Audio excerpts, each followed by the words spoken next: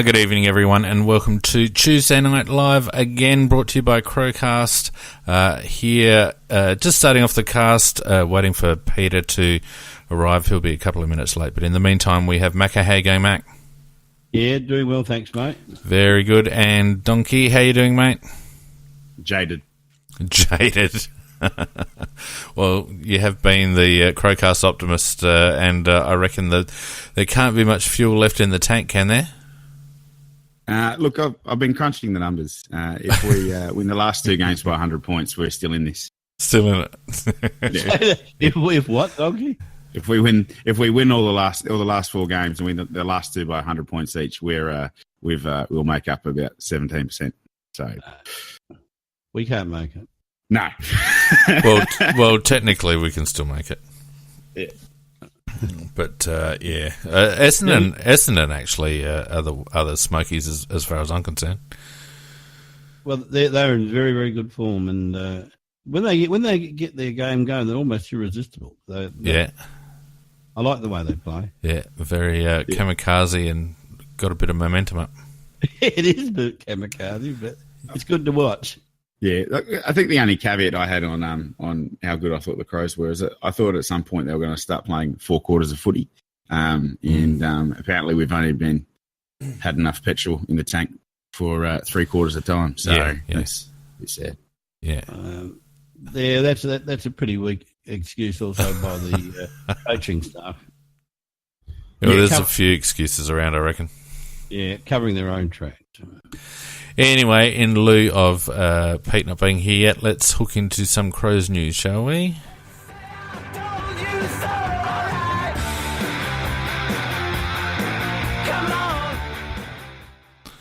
I guess we can talk about Mr. Chaney first up.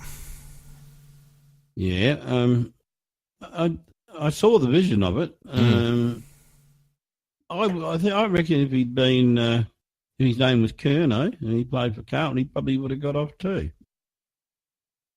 I didn't think it was all that fierce. I was surprised he didn't contest it, actually, to be honest. His biggest problem he had was that everybody normally gets... it's not called deliberate. Intentional. Intentional, that's the word. Sorry. Yeah. But he's obviously... And so is everybody else's. I can't, can't say you call anything else but that. It was intentional, and after that, the rest just follows. He's gone. Well, except that I didn't think it was actually conclusive that he made contact with the head. Well, I couldn't quite see it myself. Whether it's an assumption that he did, or I really don't know, because on the vision that I saw, I didn't see him hit him in the head, but. They say he did, and he's not contesting it, so he must have. But, I just still think, given all the ones that have got off during the year, particularly Brownlow medal favourites or more popular people with the Victorian crowd over there, they seem to get off. Oh, it's insane. Like there seems to be a rule for Adelaide and a rule for everybody else. Like the fact that Gibbs even got cited, Texas citing, like it's all frivolous stuff that we're getting pinged on, and real things that happen, like the bloke that took out Doty, not even really looked at properly, and it's just not looked at. It wasn't even discussed, like in media. Like it was probably the biggest hit of the round, and yet it wasn't even discussed in media circles. It's like it didn't happen. Anything north of the river, forget about it. Well, if that had been a Crows player doing it to a Victorian player, I can tell you now the commentators would have been calling for, it wouldn't have been good enough to have a suspension. Perhaps a hanging might have been more appropriate. Yeah, or a slow death via lethal injection or something. Or slowly guillotine little pieces off him, something like that. Yeah, guillotine, and then BT gives you eulogy at your funeral. Yeah, that's roaming Brian at your funeral. Oh my God! How bad the punishment is. Beautiful stuff. Oh God! I just had a mental picture. Peter, how you going, mate? Good evening, folks. How are we going? Sorry about that tonight. No, that's all right. Evening, Pete. I was at a junior football presentation and Did you was win? invited back to a good friends and was sitting there sipping on my bourbon and cokes, and my 9-year-old happened to say to me at 8:25, "Daddy, you doing your podcast tonight?" Oh, shit. And I was just like, "Oh my god!" Anyway, here we are. Here we are. We were just talking about Cole Chaney's one-match ban. Yeah, that was a funny one, wasn't it? Because I looked at the slow motion. There were some shots that came out of it and looked to me like there certainly was some contact. But, very, very unfortunate, I think. What was the general consensus? Yeah, a little bit innocuous. Exactly. Very unfortunate. Very unfortunate. Probably a victim of the formula in the end, assuming that there was clear head-high contact, which to me seemed a little doubtful. But as Macca rightly pointed out, once it's intentional, it's pretty much automatically a week. Yeah, we're basically being treated like the freckly redheads at boarding school. Like, Yep, it doesn't matter what we do. Yeah, that's it. What else have we got going on at the moment in the news world, Pete? Got anything? De Goey might be out for the season, I reckon. Sorry, who was that? De Goey, he might be out for the season, which would be a pretty big blow for Collingwood. Sounds like he is, and with him and Treloar, I think they're struggling a little bit with injury. It's really interesting to see some of the social media around the place and some of the journos over in Melbourne about the in the last few weeks, the horrific run with injury that Collingwood's had. I'm just thinking, Jesus, even look at what's going on at our football club. Quite amazing. But, unfortunately, because I saw Collingwood as a potential challenger for the flag this year. I've upgraded them from just making the 8 to being a potential challenger, but I think some of the injuries will do them in the end. They won't have the midfield depth that's necessary to challenge. Yeah, just back on the tribunal too. Curnow getting off of his guilty charge. I find that pretty surprising.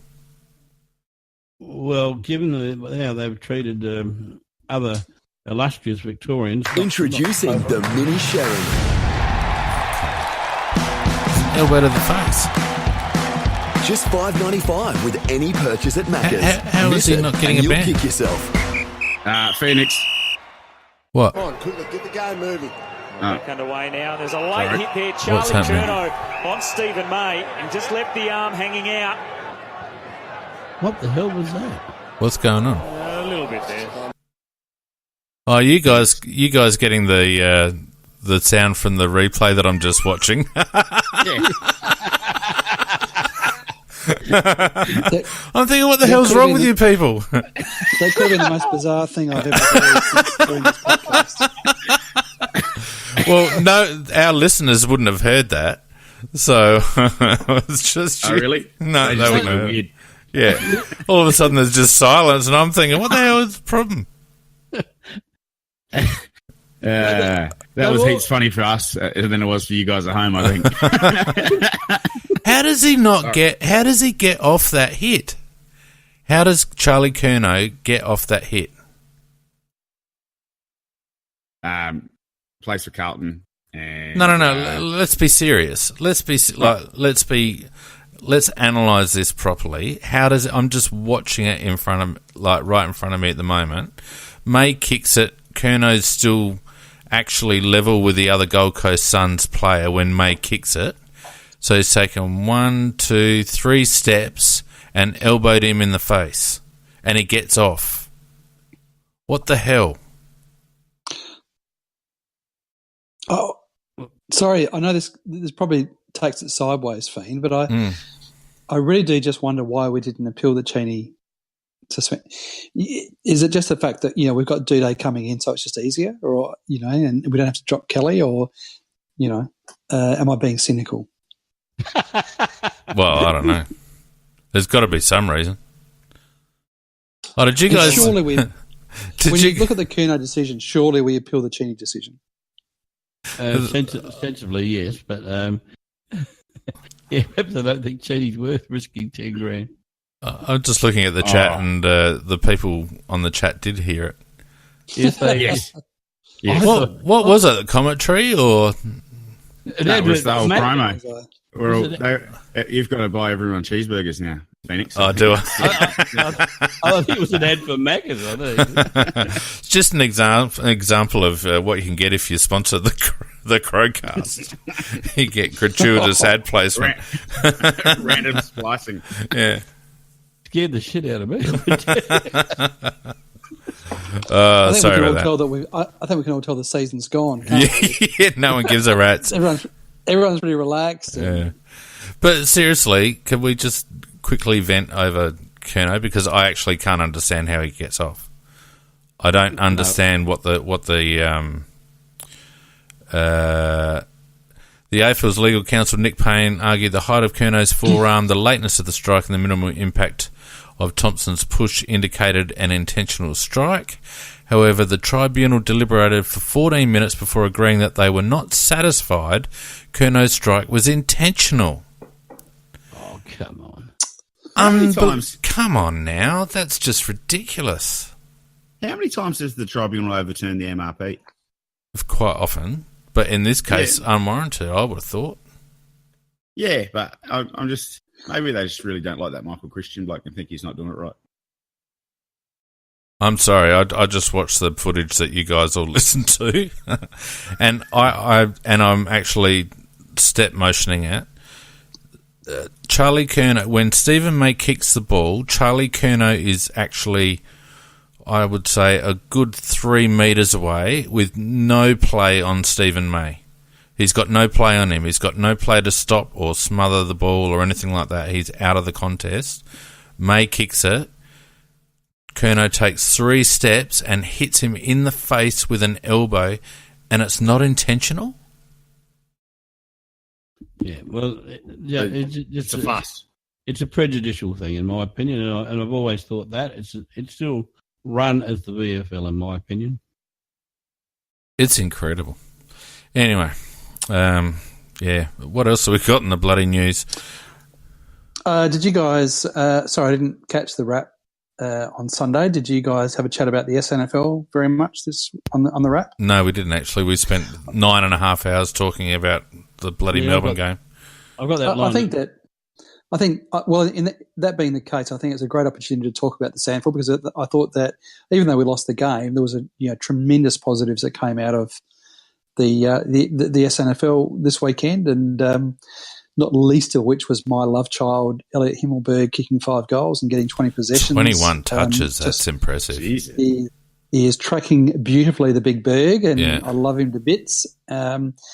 He will be a sensational player for the Crows. But there was also other good performances as well. Ben Jarman played well. There were good performances. And so I think that's something we can talk about positively. Yeah, Ben Davis got 3. Paddy Wilson got 41 touches, or 42, and CUI got in the 40s as well.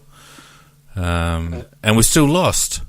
It was a pretty high-scoring game. Pretty interesting that 33 free kicks to 17 or something stupid like that, and actually which gave rise to, and even actually Bix on 5AA came out and was talking about the he brought out. You're about to steal my whole smack. was it an amazing stat that he brought out that since the Crows have entered the SNFL, we are minus, get this, minus, and it's just over, minus 500. Don't be stupid. Yes. Yeah, minus. And I haven't finished yet. So almost, it's just over minus 500. The next stat over the period since our inception is Port Adelaide, who are in the minus 250 odd. And then you go down, in that same period of time, you get down to some of the sample teams. Oh, my God. And their worst is in the minus sort of like 70s and 80s. That's correct. Wow. Yeah, is that how long has it been? It's 2 years into this year, or 3? That is since inception. That is absolutely God's honest truth. Is that 3 years in the comp? That's Mark Bickley. Yeah, that was over 3 years. That's and incredible. Given the fact, this is hilarious. Given the fact that we topped the minus 500 mark, Bix thought that was worth a phone call to the SANFL. Yeah, you think? That's roughly minus 8 a game. A bit of an average. Bit of an overreaction by Bix, I reckon. Well, can you spot the Sturt supporter in here? Yeah. Unbelievable. So it is pretty funny. But look, congratulations. Even though we lost, I wasn't at the game, but all the everything. Apparently, it was a fantastic game of football. It was something like 20-odd goals to 7-8 or something stupid like that. It was supposed to be a really, really good game of footy, and a lot of really good performances from our guys in the SNFL. So they should be congratulated. Well, remember what you said, Peter. Nikki, who does go to the SNFL games, last year she was really pushing up the stocks of Dode and saying how good he would be this year. As I was, because I'd seen him play a few times. Yes, well, yours is a positive, and I saw Nikki's is a negative. But she was right, and she's actually been just like you were. You two might have something going on there. She's been pumping up Himmelberg as well. Well, if anyone's, you can look it up on YouTube. It's pretty easy to see his under 18 footage. During his under 18 year, he actually played centre half back, and was a very, very good defender, and was actually very creative with his handball, and he's just a really, really good footballer. And he's grown up to be a big boy now.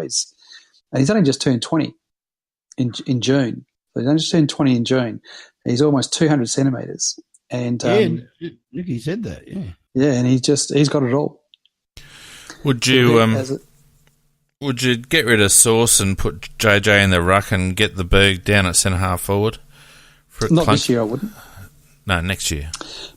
But next year I would. Yeah, absolutely. Yeah, and actually, interesting. I've seen some comments about whether could the Berg actually be could he actually transition to being our number one ruck? I think that robs a little bit of his talents, because I think that he's such a good contested mark that really what I'd like to see him play as is your key forward second ruck. I'd like to see him take JJ's position rather than Sauce's. Maybe we could have a ruck that isn't completely useless all over the ground, though, with that. Well, I was thinking my thoughts, Pete, are in regards to a Brodie Grundy prototype. Now, he'd be taller than Grundy, but I reckon he's just as mobile. So, in terms of the modern ruckman... The interesting thing is I've noticed that in the last probably half a dozen games, he started to move into the ruck, and they are rucking him now in the SANFL, whereas they weren't earlier in the year or last year. So they are rucking him. So they are, they're getting that out of him. But look, I don't know. He's a good kick for goal. I don't know. I think he's going to be great. It's just going to be a matter of, which gap do you want him to fill? Yeah. What's his mobility level like? His agility. Honestly, Mac, he played centre half back in under 18s. Yeah, no, he moves very well, Macca. He moves beautifully, and he'll hurt you on the ground as much as he'll hurt you in the air. Well, that's good then. That is good. Yeah, a big bloke that can do that. That is good. Yeah, and for a kid that's almost 200 centimetres. I think seriously, go and get some of his under 18 footage. Go and have a look. Oh, we'll be. Yeah, we'll be. Yeah. Not now though, because we'll play it back to the people. Only if it's got a Mac, is that?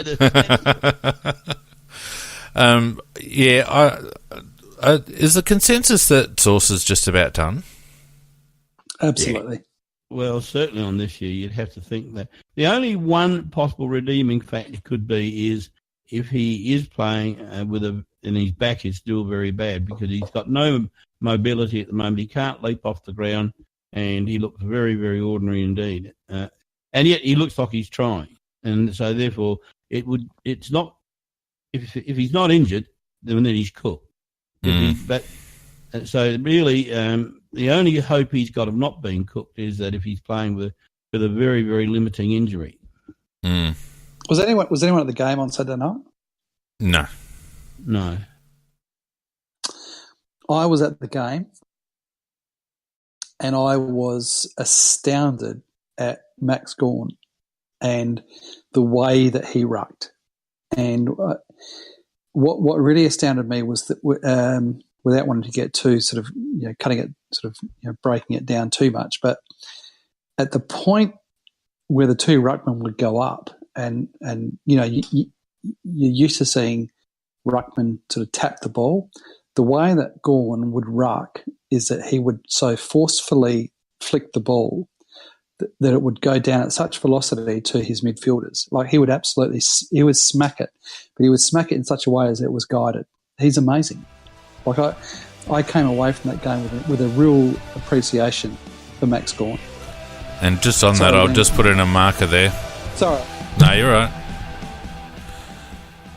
I came away from that game with a real appreciation for Max Gawn because he would the force with which he would tap the ball was phenomenal, and it would get to his. It was just down the throat. To watch him live, he is an absolute jet, Max Gawn. I hadn't seen him live like that before.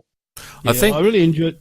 Sorry, I was going to just say I really enjoyed it when he was rucking against Grundy, watching the two of them together, and I think Gawn took the honours on that particular day. And although both of them limited as the amount of clarity that each of the other, with the way the ball was guided to the players, because they're both great competitors and great ruckmen. But Maxie Gawn is unbelievable to watch. It's an interesting point you raised, Pete, because the thing that I noticed about Gawn that I don't know whether it was just because I was watching or what, but I reckon he actually gets the ball higher because and like he almost hits from his hand almost comes from above the ball, but he gets it at higher in its downward trajectory. If you know what I mean. I'm not really explaining that very well, but no, that's fair enough.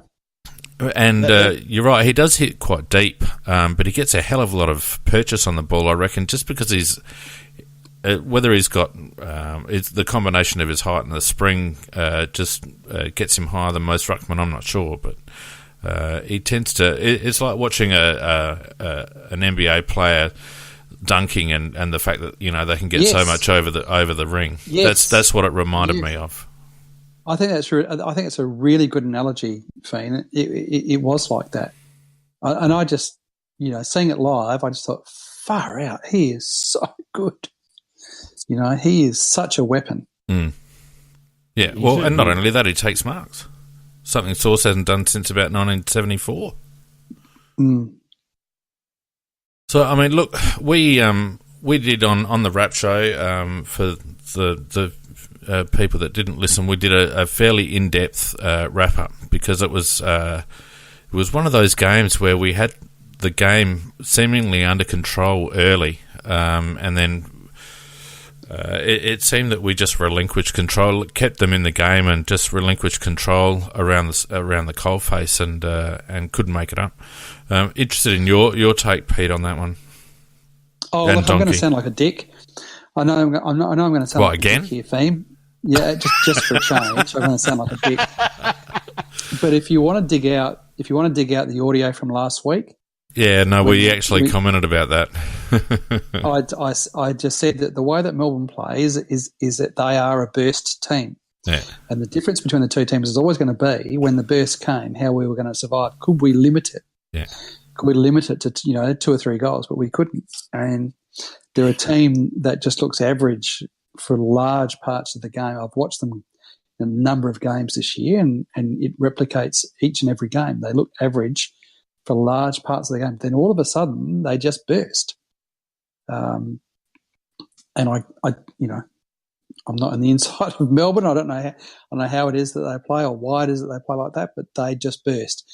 And it was always going to. And I think that the statistics, the goal kicking statistics of the third quarter belies what actually happened, because we were 20 points in front in the second quarter, so they actually got it back with 2 goals in the second, and in the third it was 7 goals. It was actually 9-1, is what I'm trying to say. Yep. It wasn't 7-1. It was 9-1. It was an obliteration over a period of 20 to 25 minutes. Well, yeah. And I remember, Macca, we had this, we were talking last week about, you were talking about, the midfield. And actually, I honestly thought that the midfield didn't matter. They were always going to get their share of the midfield. It was going to be how our defence was going to cope with that.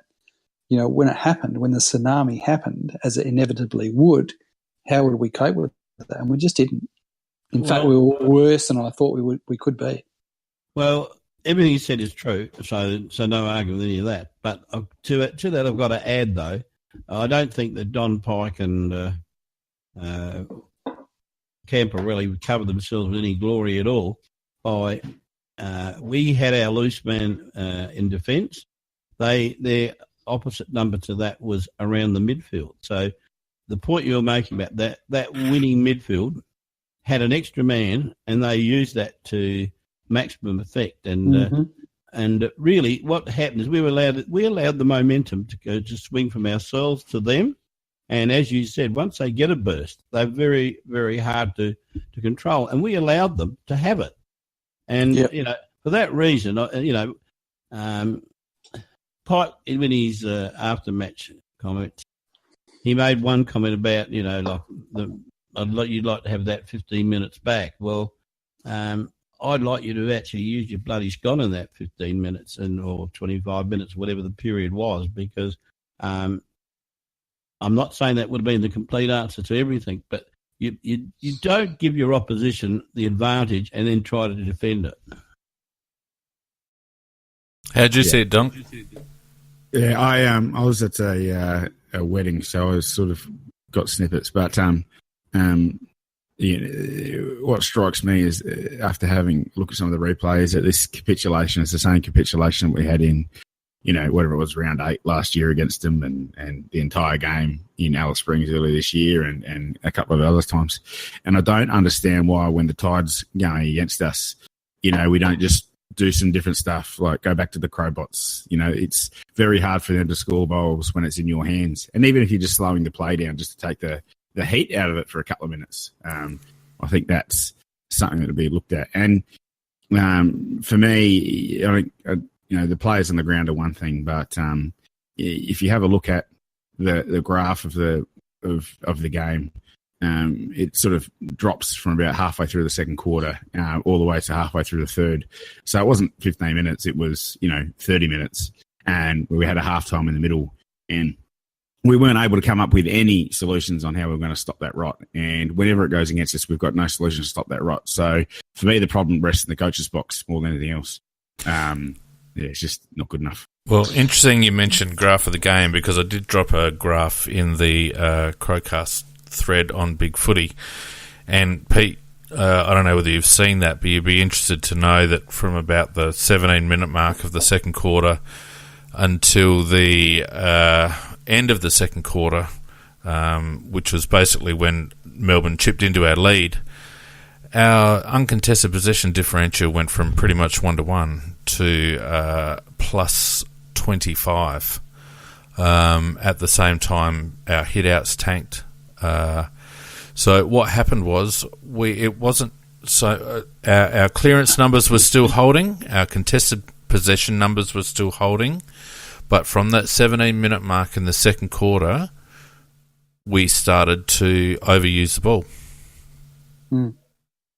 All the non-pressure stats skyrocketed within a 10-minute period and stayed high for the rest of the game. And our contested numbers from that 17-minute period, our contested numbers dropped.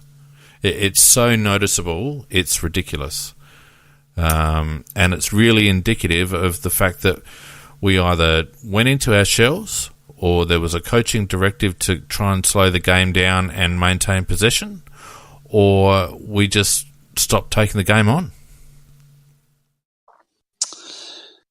I just sort of feel like there was no plan for the surge, and I think that those stats that you just mentioned, Fiend, bear that out. And what frustrates me is that, like, I'm just a punter that just sits in the members and just barracks and has beers and just watches the footy, just like any other punter. But if you'd been watching Melbourne, you knew that at some point they surge. That's just how they play. That's just from watching, replays on a Sunday or a Friday night or, whatever it happens to be.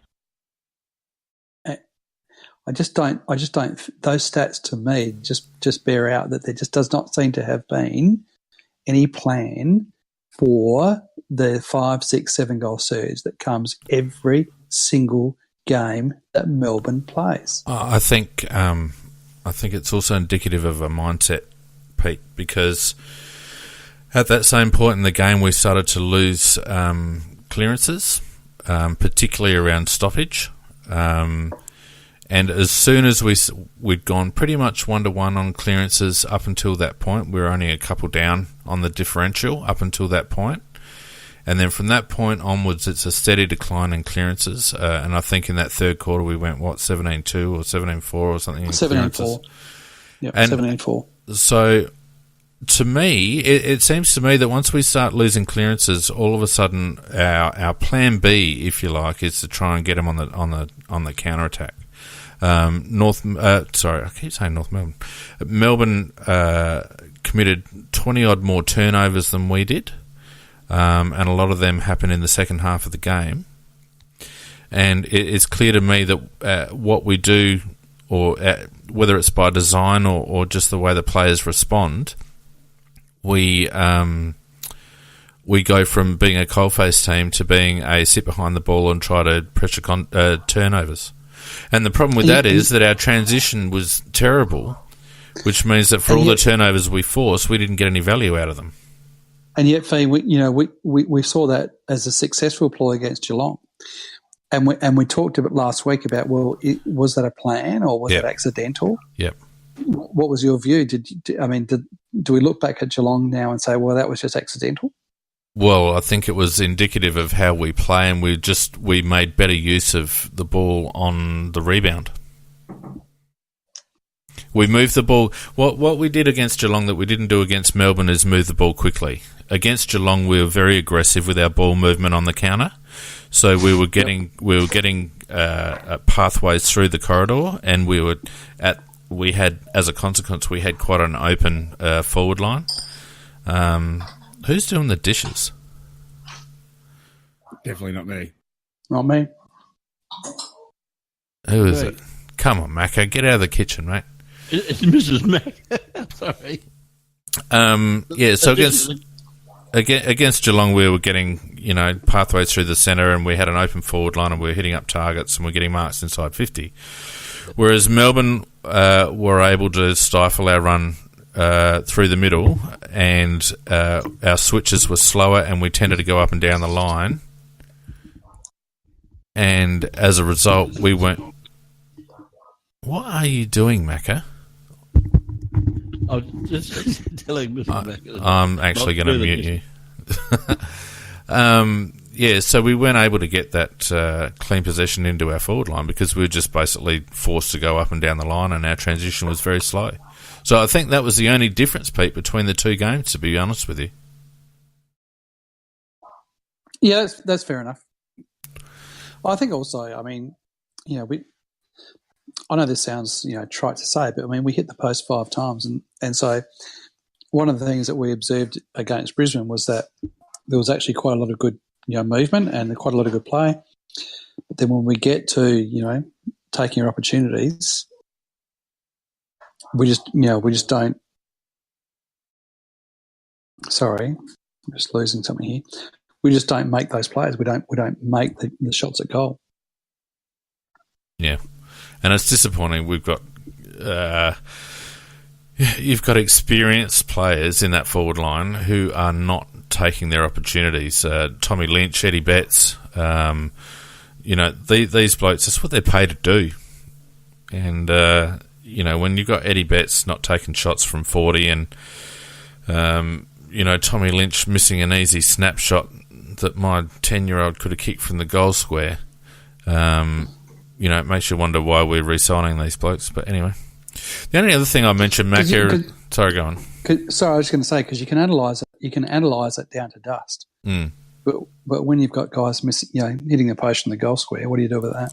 Well, kicking goals masks a multitude of sins, doesn't it, Pete? And when you miss them, it highlights those sins, I think. And I think that, again, that was the difference between Geelong and Melbourne. Those two games, we took our opportunities by and large in the Geelong game. And we didn't. The only thing, Macca, I point out, we were talking about Bryce Gibbs on Sunday night, and Nicky was saying that he spent a lot of time out of the midfield rotations. Yeah, he did. He's all over the place. Yeah, he was up in the forward line. I noticed in the forward pocket there. One moment, please. Quite some substantial. There's a guy that supplies stats on centre clearance. Pete, what are you eating?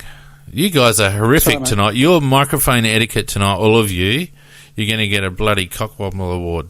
It's disgraceful. Go on. Yeah, there's a guy on Big Footy that supplies centre stoppage setup numbers. And he noted, Macca, that Bryce was in for 14 centre bounces. So he was actually in the centre far more than what you and Nicky said he was. He was actually our third highest participant in centre bounces. Well, that might well be right. And he may have come up for centre bounces, but if he did so, he was then shooting back to the forward pocket because on the ball he was he didn't spend very much time on the actual ball itself at one particular stage. Yeah, but that I think probably lessens our original thoughts on Bryce's game, because to me, a bloke that's spending 14 centre bounces in that position should have more than 4 inside 50s, and he should actually get a bloody clearance. I actually really like the stats that Vardy Magic just put up. Thanks, Vardy. And I think that it's really, really important that we look at that, and that is that, I've been concerned for weeks that Eddie and Tex as a pair have really dropped off, and we've got on the chat, Vardy's just put up those stats that Eddie is minus was it 18 goals or something like that from last year, and I know that he put on Twitter a few earlier in the week. Tex has, I can't remember the figure that it was, but it was a minus. Significant minus goals as well compared to 2017. So those two players, and so we're talking about actually conversion. We're talking about actually, when the ball actually gets in there, guys can actually kick goals. And those two guys are so critical to finishing off our work. And their stats compared to last year are just shocking. Well, and I think if you looked at Eddie's stats, and I don't know whether the Vardy can pull these up, but if you actually took away Eddie's first half of 2017, I think that would be an even worse stat, because Eddie fell away in the second half of last season, if you remember rightly. Yeah, he did. He came on, he burst onto it in the first half of 2017, but then he kind of tailed off a bit. So if you factor in that tailed off second half of last year plus this year, and compared it to his output of his previous season and a half, I think that would even be a bigger glaring disparity. Very, very ordinary. Very ordinary. Yeah. But as I was saying on Sunday night, I, in my opinion, Eddie's got the yips at the moment. He won't take set shots for goal that he should be able to kick, being a forward pocket specialist. No doubt. Is that injuries, though, Mac? No. Is that hamstring issues? Well, who knows? Not from 25 metres out, surely. No, but he's done it from 30 metres out. Definitely done that, and tried these silly short passes that have gone astray. And that's, to me, that's just burning goals. But I tell you what, his hamstrings don't seem to stop him from trying to fly the mark of exactly the year right. every 5 minutes. Yep. Yeah, so I don't think you can use the hamstring excuse. No. And he played some midfield rotation minutes on the weekend as well. His hamstrings are fine. I think the other thing that gets lost with Eddie is the fact that when he's out of touch, he stops straight lining the ball. You see him do a lot of those little reach-in, one-hand jobs and all that, and when they come off, they're brilliant. But I think what we're seeing from Eddie overall is that he's less capable of doing the spectacular. So, and he needs to have He needs to have a fallback position where he actually plays the percentages, and I actually haven't seen Eddie play the percentages in his game for quite some time. And I think as the game has caught up to him a little bit, he's less able to pull off the spectacular on a regular basis. So I think Eddie, if he's going to continue in that role for any length of time, he's going to actually have to spend some time getting back to basics and concentrating on fundamentals.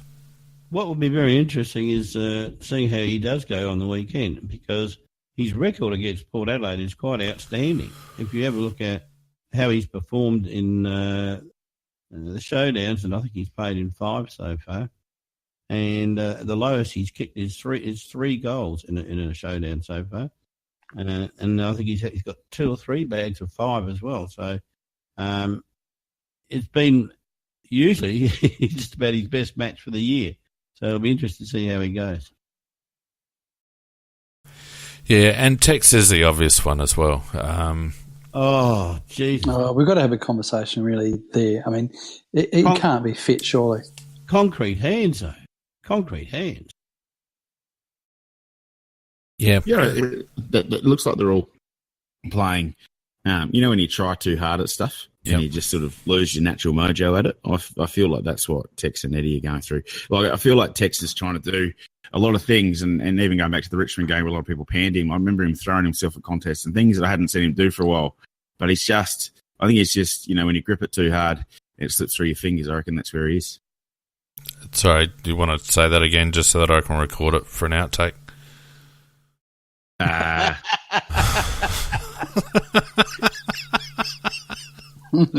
well, that was in Darwinese. What about in English? You might don't even know what you think you know, but you're right, Donkey. I reckon there is a bit of that, but you don't often see Tex go up 2 hands for a bloody mark anymore, do you? Between him and Jenkins, they love going up one-handed. Yeah. But he don't, you love the forward that look, the ball's coming in high, and you can see that they're saying to themselves, "This is going to be my ball," and they fly high, as you say, 2 hands up there to grab the ball while they're up at their peak leap. And you don't see that from Tex at all. I think he's done it once this year. But let's be honest, though. I mean, sorry, Pete. Let's be honest. If we look at the forward 50 entries and the manner in which the ball's coming in, and then you look at the personnel that we've got. And notwithstanding Gov's been back in the last couple of weeks, although he's looked sadly out of touch. You've got Josh Jenkins, who for all his 200 centimetres isn't really a contested marker. You've got Tex Walker, who is a lead-up marker. You've got Tommy Lynch, who I can't remember the last time he took a contested mark. He's a lead-up as well. Our forward 50 entries don't really cater to the personnel that we've got. We're kicking high bombs into blokes that can't take contested marks. Well, that's very, very true what you said. Very, very true. So anyway, makes it very easy. Well, that makes it, you would think 50-50, to crumb the ball, but percentages generally favour the defence in that situation. Well, not only that, you're playing 4 tools as well. We had 51 inside 50s on Saturday night. Yeah, 51-50 it was. 51, and Taylor Walker took 2 marks. Yep. I'm not sure whether he's not fit, but this is a guy who's supposed to be one of the elite, key forwards in the competition, and I just all I can think of is that he's unfit at the moment. He's not right. He can't be, surely. Well, I think he's got a little bit more than the foot, put it that way. He can't be fit. And what about this business about the captaincy? There's a bit of speculation. No, that's just bullshit. That's just me. That's Victorian media crap. He's not. He cannot be fit. But do you think he should be captain next year? That's what there was really the question. Yeah, absolutely. I think he should. Okay, that was. He should be captain as long as the players in the club think that he should be captain. And in terms of internally, he's been captain of the year for the last 2 years. Are we getting the best out of him as a player? But I certainly don't think that when you're when you've got a player who came into the AFL as a clever, leading, almost as a big guy, plays as a medium small forward who can snap, who can mark on the lead. I think that we've now tried to turn him into a big contested marking key forward, which I don't think he is. So no, I think from that point of view, I don't think we're getting the best out of him. But also, he cannot be fit because you cannot have 51 inside 50 entries and have Walker taking 2 marks. Well, it's not only Walker. How many did Jenkins take? We took 6 marks inside 50 for the match out of 51 entries. 6 forward 50 marks out of 51 entries. Is that like 12%? Yeah, about that donkey, yeah. But it speaks 2 comments, that does. It's that it can be the delivery in this case, and it can be the inability to mark it in this case as well. So, it's going to probably get in the long run, it's going to be a combination of both. We in the second and third quarters combined, we took 1 mark inside 50. But I thought Pete made a really, really good comment there about Walker. About when we first got him in the side, he was, as Pete quite correctly said, he was pretty mobile, and he was a player that was very, very clever, that was very, very good at losing his opponent, etc., etc. And at the moment, I just think he's, apart from any fitness issues, and apparently there are fitness issues, to me, he's too big and too solid rather than being mobile. I think he's trying to be Wayne Carey when he's not. Yeah, and I think he'd be a lot better off. drop some of the muscle, drop some of the weight, get yourself quite light by comparison. I think we might see a much better player. I can't think who to compare him to at the moment, and it'll come to me. But at the moment, I think he's trying to be Wayne Carey, and he's not. Well, he should be Jack Riewoldt. Yeah. Well, it should be exactly. That's a good comparison, Fane. Yeah, well done. Yeah. So he should be Jack Riewoldt, but he's trying to be Wayne Carey. And look at the difference in the body size between the 2 players. I'm sure they're similar height, and yet Tex is over 100 kilos.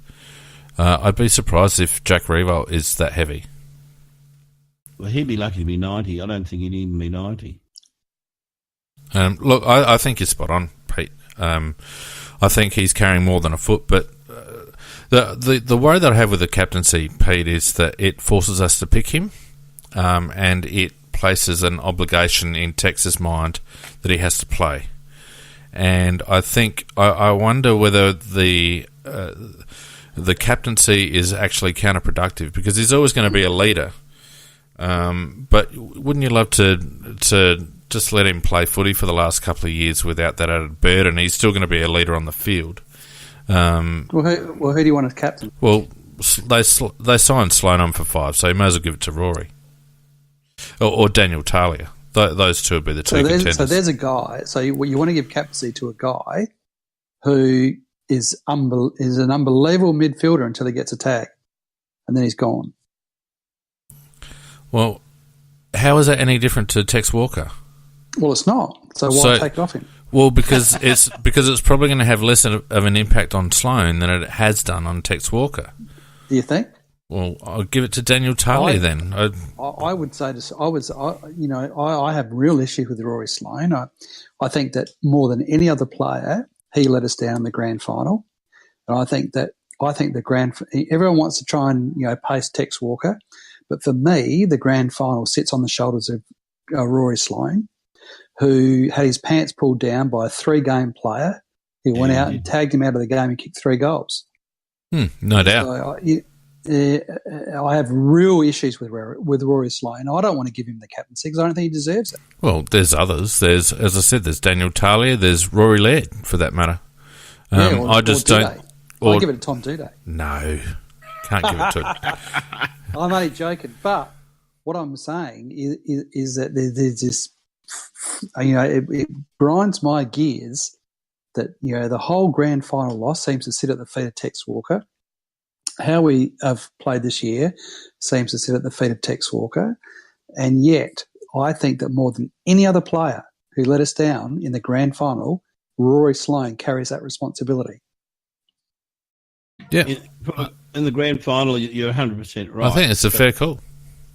But not necessarily for the season, because but Macca, last Sunday was a game that we had to win to stay in the finals race. What did he get? 17 possessions. He got 17 possessions at 29% disposal efficiency. Yeah, you may as well not have been out there. I know. What I was trying to say, Pete's right on an individual basis. He is 100% right, and there are games where he's been absolutely terrible when he's been tagged. But he also missed a huge slice of the season. So, what I'm saying is you can't blame this season on him with the number of games that he missed. So, you're looking at the guys that are out there, and the guys that are out there have let us down this year. Yeah, but Sloaney's been back long enough to have 17 touches at 29% in a game that we had to win is just horrific. If you had said to me he was terrible on the weekend, I would have agreed with you. But I'm not going to. But you can't blame the season on him. That's what I'm saying. No, of course not. But I think what Pete's alluding to is that Rory doesn't stand up in big games. And we've talked about a number of players in the Crows squad that don't stand up in big games. We've talked about Richard Douglas. We've talked about Rory Atkins. And I think Rory Sloane deserves to be included in that conversation. Can't argue with that. Do you know what interested me is I saw on social media through the week, and I can't remember who posted it. It was one of the Melbourne fanboy media talking about is it Harms from Melbourne that tagged Sloaney on Saturday night? Yeah, that was the guy that tagged him. Yeah, I think it was Harms. They were talking about the fact that wow, what an amazing job Harms did on Sloane on Saturday night. We didn't realise that Harms could be a tagger. We didn't realise that he had that in that, And do you know what I say? And do you know what I say to that? Well, you know what? Anybody can be a tagger for Sloaney. Mm. You can pick anybody out of your team. You don't have to be a particularly good tagger. You just have to go and stand next to him, and you'll cut him out of the game. Well, I was really surprised that Harms did such a good job on him. I think Bernie was on him for long periods. I don't think it was just that young lad. But he was on him for a reasonable amount of time, and that came out, as I said, from one of the. I just can't remember exactly who it was. It was one of the Melbourne media fanboys, but it was I saw that too. Do you know what? If you grab Joe Bloggs, who's playing for Gawler Districts B grade, who can run a bit, I reckon you could tag Sloaney out of the game. It almost seems like that because when you look at the names of the people that the guy that stood him in the grand final 3 games, Jack Graham. Yeah, and he's kicked 3 goals. Arms, what's the bloke that tagged him and did most of the job, and but he done a pretty good job on Silwood the week before too. The guy can tag, but apart from that, it also illustrates Sloane can't take a tag. No, he can't. No. Harms had 23 touches and 8 tackles himself. Sloaney looks preoccupied by the tagger. He looks preoccupied by the tagger. If you look at him close at the stoppages, he actually looks to initiate all the contact and do all the things rather than just going, I'm going to go straight for the ball. You're 100% right, mate. He beats himself. Yeah, instead of concentrating on getting the ball, he spends all of his time worrying about the bloody tagger. He should ignore the fact of the tagger. Mm-hmm. Our bloke should be trying to help him, not just knocking him around a little bit, with bumps, etc. The tagger. And Sloane should just go for the ball. I think Donkey's right. I think he beats himself. Anyway, sorry, Fane, shall we have a quick look at the showdown? I just noticed it's 9:30. Yep, we better do that quickly. I don't know whether we're any chance, to be honest. Not in doubt. Not in doubt. Has to be in doubt. Well, I think we are definitely a chance. Pete, microphone. This is the classic Crows win. This one. This is the mountains of disappointment. Haven't performed when we needed to. Consolation prize win. This is round 2 versus Richmond. This is all of those games. Well, mathematically, we're still in with a shot. So, this is the Justin Westhoff 35 possessions, 12 marks. Robbie Gray, 7 goals. Come on, Pete. 3 Crows players reported, 4 injured. Look, being honest, Port Adelaide they're not the greatest team around in the sense that I think they're a very, very honest team that really does try very, very, very hard. And as I've been saying all season, they lack skills. And if we show up with the same intensity, which is not a given by any means, but if we showed up with the same intensity, well, I believe we've got overall more skills and more players that can win a game if they perform. So there's a lot of ifs there. I'm saying we're capable of doing it. Whether we'll do it or not, well, that's something else again. What's our ins and outs, gentlemen? Obviously, Cheney is out and Dudo will come back in. So that's a fairly easy one. Any others? Richard Douglas was putting his hand up, I think. Oh, goody gumdrops. Yes, and also Smith is a possibility. And Smith, yeah. Yeah, Brody Smith looks like he will come back in. Yeah, well, I would suggest that you probably bring Smithers in for Rory Atkins, wouldn't you? I think Mitch McGovern is sore again, just for something different. No, there's 2 spots there available. Siege is out with a hammy, so Smith straight. Of course. Oh yeah, that's right. So Smith for Seed. Yep, and Dode's for Cheney. That's 2. I think they're very, very obvious moves. That leaves your man. I think Douglas. McGovern's out as well. No, he's been cleared. Has he? Yeah, he's had the X-rays and there's nothing. Okay. They said there's nothing there to stop him from playing, and he will play. But Douglas, well, I don't know about Dougie whether he should come in or not. I don't think he will. I think he'll come in as soon as he's ready. If he comes in, who goes out then for him? Atkins. I don't think it will be. I think they'd probably, the way they do their selection, they'll probably throw Gallucci out. Donkey, what's that heavy breathing? I think it'll be Gallucci. That's not me. The heavy breathing. Who's got the port? It's Magoo. Sorry, you guys. Honestly, you're all getting a fine after this podcast. It's been disgraceful microphone etiquette this week. I don't know. Gallucci will come out for Douglas. Yeah, most likely. His output has diminished over the last couple of weeks, although he has been good, and I'd like to see him stay in. But I want to see Dougie play for the Crows again. Is Dougie going to be fit? Oh, probably. I agree with. I honestly, absolutely, I agree with you, Dom. I absolutely agree with you. Well, just to excite you, Pete, they say he's making every effort to make himself available. Oh, that's great. Didn't he sign an extension? See if you can lose this another game with 40 seconds to go. He got another 12 months, yeah. Yeah, so we will be seeing him again. Promising key forward as he's just hit peak form, at round 8. Yeah.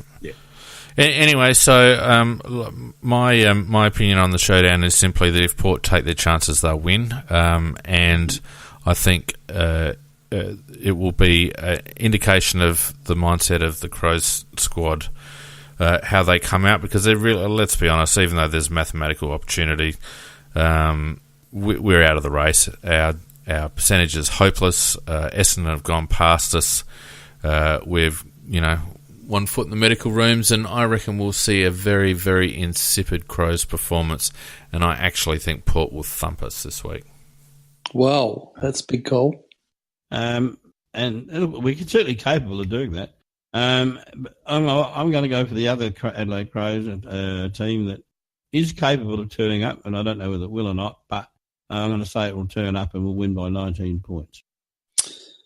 Look, I have to say, without any sort of false ego, I'm on a bit of a roll at the moment. I've tipped the Crows for the last few weeks in a row, so I am going to I'm going to tip them this week. I tipped Melbourne last week, but I think that this week, I think that we'll get Port just because it's a home showdown, and I think that I actually think we're not far away from playing 4 quarters of really good football. And I think, unfortunately, the season's just going to get us in terms of not being able to get enough wins in the bank before finals. I think that in terms of players back and playing good football, we're just not going to quite do it in time. But I think we are gradually working towards the kind of football we want to play, and I think that we will get Port this week. But it won't be enough. It won't save our season, but we'll certainly make life difficult for the Power this weekend. What do you reckon, Dunk? Yeah, I'm of the same opinion as Pete, that I think we're going to win. I think it's going to be around that 20 to 30 point mark. I think that we're going to have that redemption win, and then we're not going to show up again for the rest of the season. Basically, we're going to clunk it through for the end. I think it's just one of the ways that we play. We sort of kill all hope and then run hard. The other good thing is having a win in the showdown. I don't think it's actually going to affect our draft position too much. So I've done a bit of modelling, and we can win. We can beat the Power and beat Carlton, and we're still going to finish 12th. And if we don't win those games, we're still going to finish 12th because Freo aren't going to win enough games to catch us. So we can win those games with confidence. So we can win those games with confidence, and it's not going to hurt us getting a ranking. So do you know what I reckon? Do you know what I reckon, Donk? And I've loved your positivity this year. I reckon, Donk, that if we just could have snuck, maybe the Freo win. Yep. I reckon that would have been it. And the Port win. And I reckon that we're just coming into now to a period where we're going to play some good football. We got players back with games under the belt. I think we're going to come into a period now we're going to play some good footy. And I just think if we could have snagged one or two of those wins, we could have saved our season. I agree with you wholeheartedly. Yeah, I disagree. Anyway, let's do some competition, shall we, Donkey? Yeah.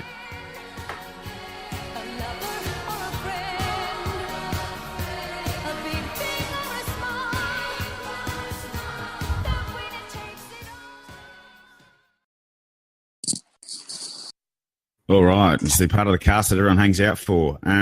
We are last round of the regular season in the Dream Team.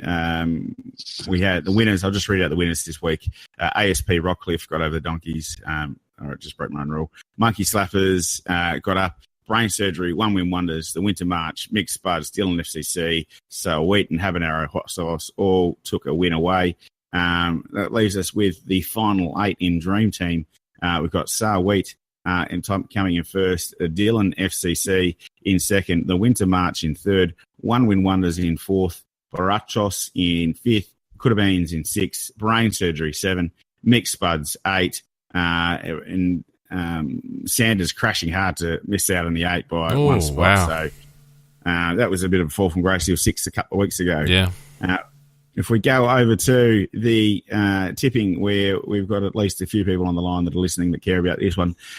We've got J-Mac with a big 7 last week. He's out in a lead of 115, 5 clear of Dom on 110, 2 clear of the Cellar Dwellers. 2 more this week than the Cellar Dwellers on 5 at 110. Moyley on the chat has got us at 110 as well. So they've got to make 5 points up to catch J-Mac. Probably going to happen. Again, the CrowCast end of the ladder. Miraculously, 7 weeks in a row, I've managed to hold a 2-point lead over Peter J. And Peter J's managed to hold a 6-point lead over Phoenix. So we'll just see whether that trend we're going to continue. That's pretty funny. Thanks, Doc. Let's hook into Game of Crows just quickly.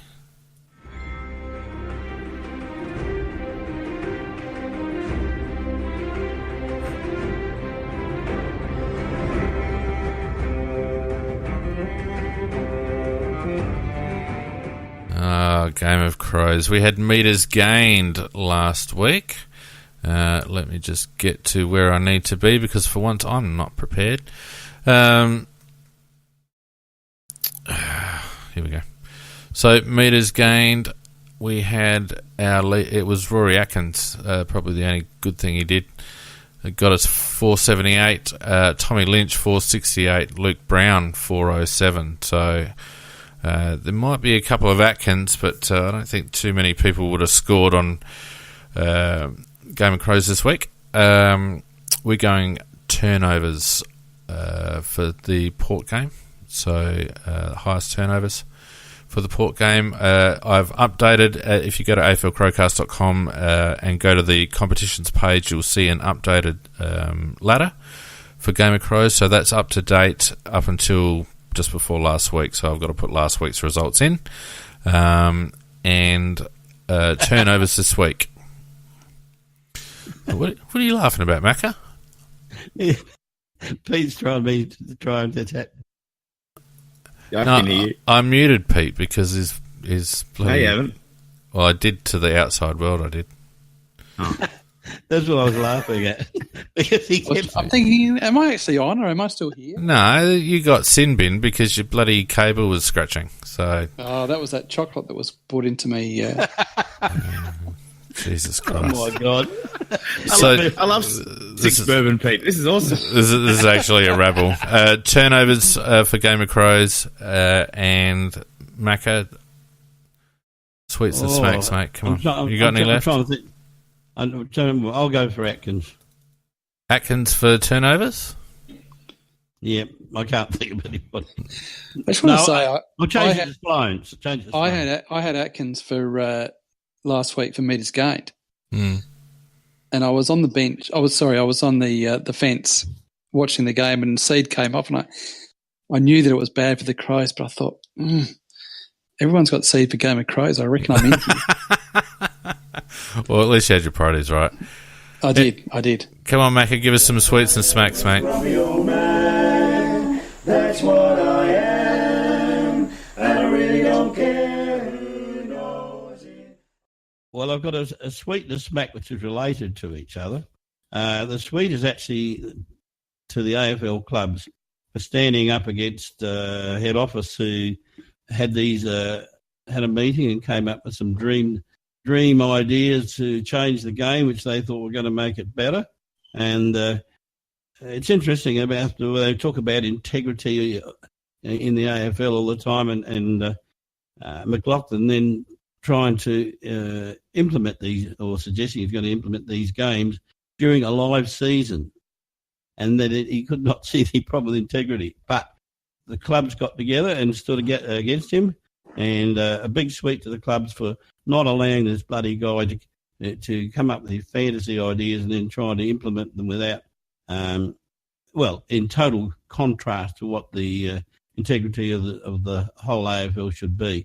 And a big smack at the same time to McLaughlin and crew for even thinking that it was going to be okay to do that and to play it in actual live games and come up with a goal square that goes up about the middle of the ground and line up like a netball, people in various areas, etc., and think that's okay. Well, look, McLaughlin, I don't think he's a very good leader, and have a great big cloud over the bloody head to him because for even thinking that it was going to be okay to implement that. And another great big smack, and Pete stole my thunder there. I was going to bring about the SAFL. That's just plain cheating. 38 frees to 17, and then 550 frees roughly down for the year, down for the 3 years, with Port 250 the nearest, and then all the other ones around 70, 80. That's plain cheating. And the SAFL, I just wonder if we leave your competition, what's going to happen to it? I don't know where it's going to go to. Oh, it'll be fine, Macca. Come on. No one gives a rat's ass about whether the Crows and Port are in there or not. The SANFL would be fine. And the sooner the Crows and Port are out of it, the better. Mate, the money that gets put into by Adelaide Football Club. They get the money anyway. They get the SMA money. They don't get much money from attendances from Crows games. They get a lot. Macca, they'll be fine. Macca, you're talking to a Sturt supporter. Macca, they'll be fine. They got the SMA money. There's no problems. Pete, you're quite right. I might as well talk to a bloody piece of concrete. I think that'll do for me. Thank you. Yeah, that's very good. And look, it's been an absolute rabble tonight. So you're all on report, straight to the tribunal during the week, and we'll hopefully pick it up again on Sunday. But in the meantime, you can follow us on Facebook and Twitter, AFL Crowcast. So go to aflcrowcast.com if you want to donate or read some articles. Give us an iTunes review if you like. Thanks, everyone on the chat. Thank you, you bunch of idiots, and we'll see you on Sunday night. Good night.